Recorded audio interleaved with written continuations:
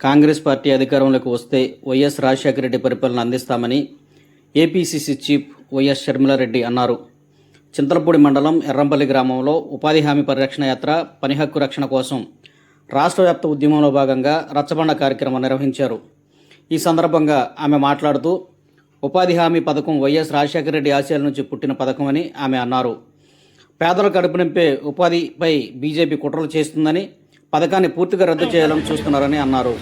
BJP అధికారంలోకి వచ్చాక ఉపాధి హామీ పని మీద ఊపిరి తీశారని ఆమె అన్నారు. ఉపాధి హామీ పథకాన్ని కావాలని చంపుతున్నారని, కొత్త చట్టం తెచ్చి గ్రామాల్లో ఉపాధి హామీ లేకుండా చేశారన్నారు. ఆంధ్రప్రదేశ్ అప్పుల కుప్పగా మారితే రాష్ట్రంపై భారం పడే చట్టంపై టీడీపీ ఎందుకు మద్దతు ఇచ్చిందని దుయ్యబట్టారు. వైసీపీ సైతం ఉపాధి చట్టంపై పోరాటాలు చేయడం లేదని, రామ్జీ చట్టంతో మోదీ అన్యాయం చేస్తుంటే జగన్ మౌనంగా ఉన్నారని, వైఎస్ఆర్ ప్రారంభించిన పథకం జగన్కి సోయలేదన్నారు. తండ్రి ఆశయాల నుంచి పుట్టిన పథకాన్ని కాపాడాలని చిత్తశుద్ధి లేదని, జగన్ బీజేపీకి దత్తపుత్రుడిగా మారారన్నారు. రాష్ట్రంలో మోదీ తీసుకున్న ఏ నిర్ణయమైనా బాబు, జగన్, పవన్ నోరు మెదపట్లేదని తెలిపారు. ఈ కార్యక్రమంలో ఏపీసీసీ రాష్ట్ర working committee president JD Seelam, chairman AP Kisan Congress Kamana Prabhakar Rao, Eluru PCC president Rajanala Rammohan Rao, Eluru Congress party SSL chairman Visampalli Sundarrao, Chintalapudi నియోజకవర్గ కోఆర్డినేటర్ ఉన్నమట్ల ఎలీజా, రాష్ట్ర మహిళా కాంగ్రెస్ అధ్యక్షురాలు Amarjaha Baig Mohammed, Eluru APCC general secretary Gowthu Satyendrababu, Congress party Eluru జిల్లా అధ్యక్షురాలు సాదరబోయిన వరలక్ష్మి, కాంగ్రెస్ పార్టీ నాయకులు, కార్యకర్తలు, గ్రామస్తులు పాల్గొన్నారు.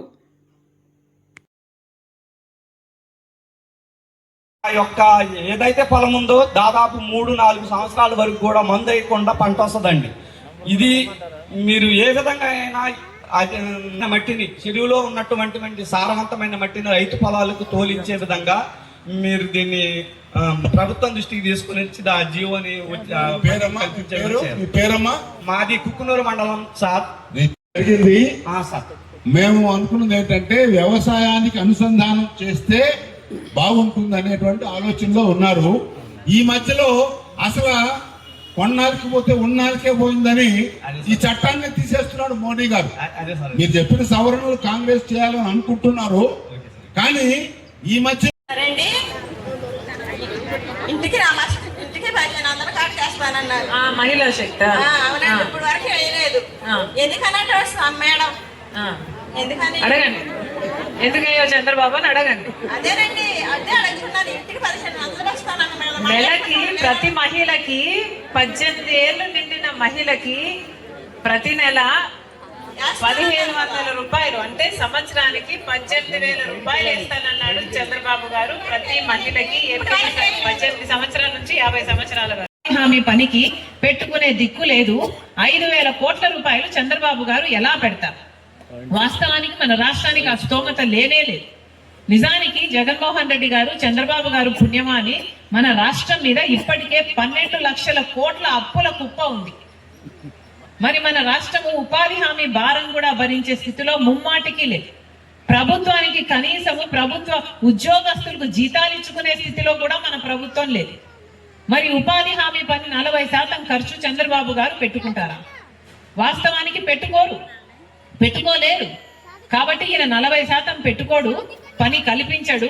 ఇక ఈయన పెట్టుకోడు కాబట్టి 60% కేంద్రం కూడా పెట్టుకోవాల్సిన అవసరం కూడా రాదు. అంటే మొత్తానికి ఇది ఎలా తయారవుతుందంటే ఈ ఉపాధి హామీ పని అన్నది ఒక గుండు సున్నా చుడుతున్నారు అనమాట. అసలు ఈ పథకాన్ని ఎత్తేస్తున్నారు అని చెప్పకనే చెప్తున్నారు. అందుకే కాంగ్రెస్ పార్టీ ఈ ఉద్యమం చేపడుతుంది. ఇంత అన్యాయం జరుగుతున్నా రాజశేఖర రెడ్డి గారు మన రాష్ట్రంలో ప్రారంభించిన ఈ ఉపాధి హామీ పనికి ఇంత తూట్లు పొడుస్తున్నాం. ఒక్క మాట అయినా జగన్మోహన్ రెడ్డి గారు మాట్లాడుతున్నారేమో చూద్దాము అంటే ఎప్పుడూ మాట్లాడలేదు. ఈ పథకాన్ని కాపాడాలని కానీ, ఈ పథకాన్ని సంరక్షించాలని కానీ, ఇది పేదవాళ్లకు సంబంధించిన పథకం అని కానీ, రాజశేఖర రెడ్డి గారు ఆంధ్రప్రదేశ్ లో మొదలుపెట్టిన పథకం అని కానీ ఒక్కసారి కూడా పేదల పక్షాన మాట్లాడిన పాపాన పోలేదు జగన్మోహన్ రెడ్డి గారు. ఎందుకంటే జగన్మోహన్ రెడ్డి గారికి బీజేపీని బెదిరించే సత్తా లేదు కాబట్టి. ముఖ్యమంత్రి అవ్వనంత వరకే జగన్మోహన్ రెడ్డి గారు నేను కాలర్ పట్టుకొని ప్రత్యేక హోదా తీసుకొస్తాను అని చెప్పాడు. ముఖ్యమంత్రి అయిన తర్వాత అదే బీజేపీకి, అదే మోడీకి సాగిలపడి మొక్కిన వాడు జగన్మోహన్ రెడ్డి గారు.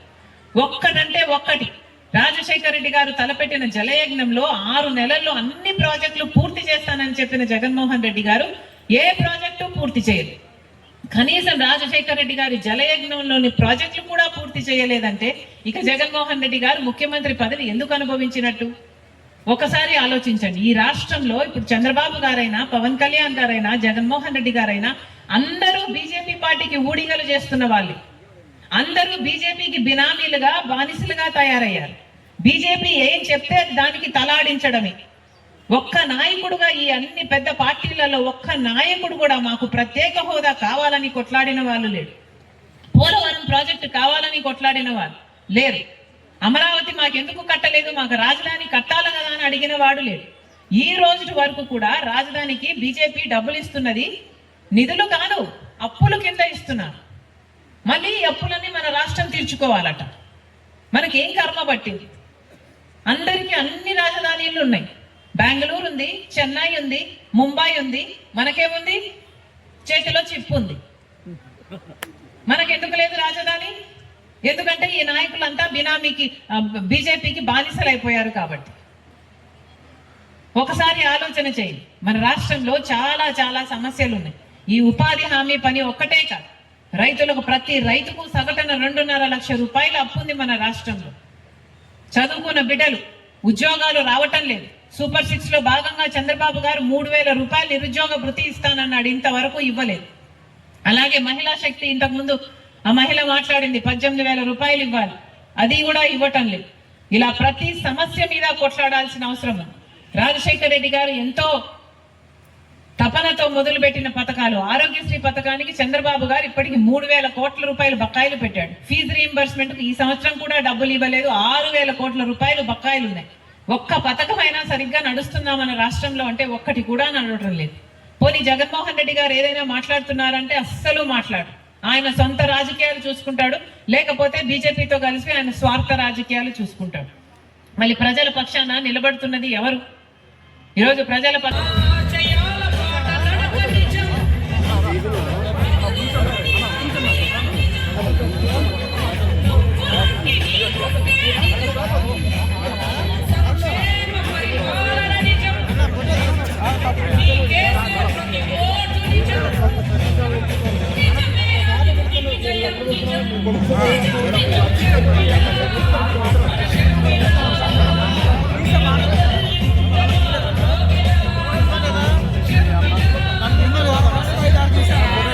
Ya,